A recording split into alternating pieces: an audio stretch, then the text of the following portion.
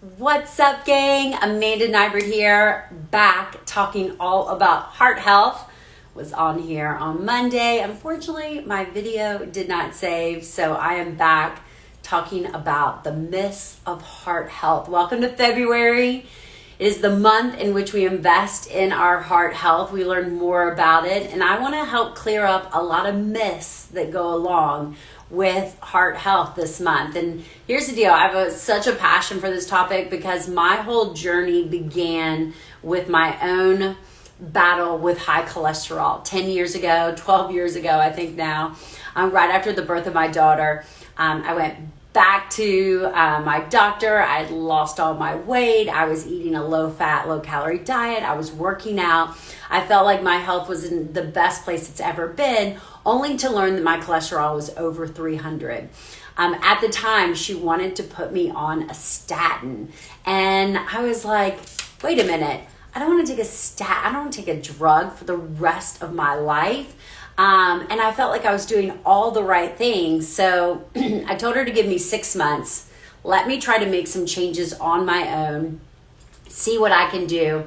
And came back 6 months later and my cholesterol was under 200.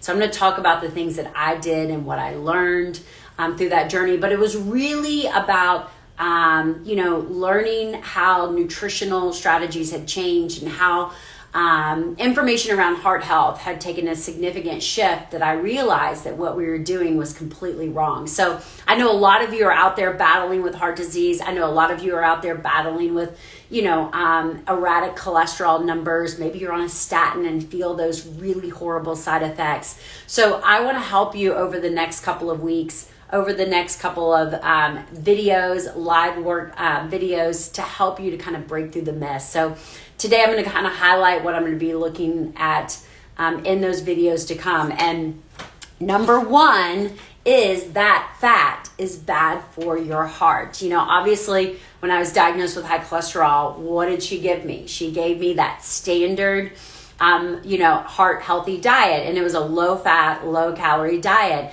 And I left there thinking, well, that's how I'm living my life. I was like a card carrying spray butter queen. I never left my house without a bottle of fat-free ranch to kind of take with me. So it was based on the fact at what I was doing was actually creating my high cholesterol, that I realized that this whole low fat heart health is completely wrong.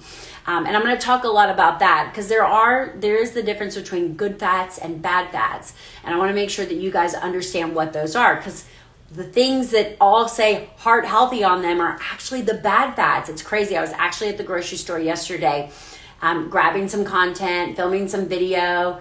And I was like, no wonder people are confused. They're buying this bottle of canola oil and it says heart healthy on it, when it's actually creating more inflammation and creating more heart issues. So I'm going to clear up the myths regarding fat. Okay. Butter is good for you. I'm going to show you what the good butter is and what the bad butter is. Fat is good for you. I'm going to show you what the good butter, what the good fat is and what the bad fat is. So stay tuned for that.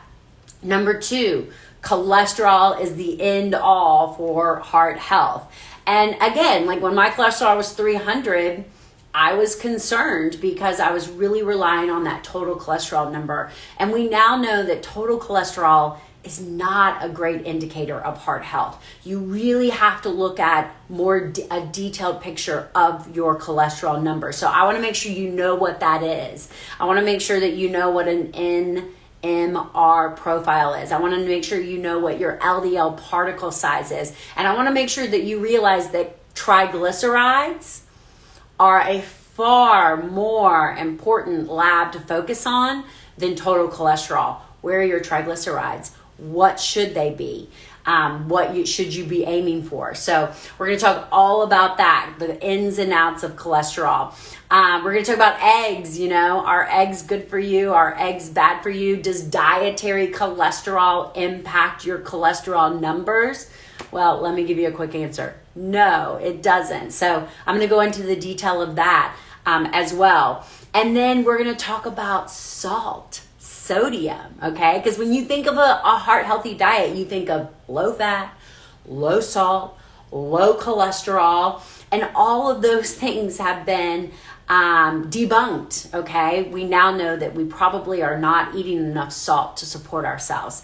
And who should be limiting salt in their diet? Does salt impact high blood pressure? Very interesting to think about. So I've got a lot of stuff that I want to share with you guys. I got a lot of information that I want to make sure that you know so that you are going about your heart health in the right way. As I mentioned on Monday, when we're looking at heart health, it is about whole food nutrition. It is about eating lots of plants and lots of fiber. It is about quality protein, quality fats. It is about in decreasing inflammation. We know that high cholesterol is really an inflammatory response. So if we can reduce inflammation in the body, we improve our cholesterol numbers. And here's the thing, what creates the most inflammation in the body? Sugar, okay? Excess carbohydrates. So maybe we need to be focusing more on sugar and carbohydrate control than we need to be focusing on fat control. Physical activity, being active, walking, moving, sitting is the new smoking. So you want to make sure that you're not sitting around all day. Looking at your numbers. What are your triglycerides? What are your cholesterol? What is your blood pressure? We want to look at that. Managing a healthy weight is also a foundation to a healthy heart. So stick around, use the comments, and use your comments and ask your questions in the comments below. And if you think that somebody's going to want to see this series over the next couple of weeks, I encourage you to please use the share button, share this in your stories, share this on your Facebook page so that when I do part 2, 3, 4, and 5, your friends and family don't miss it. Looking forward to it. Bye guys. Happy Wednesday. Much better.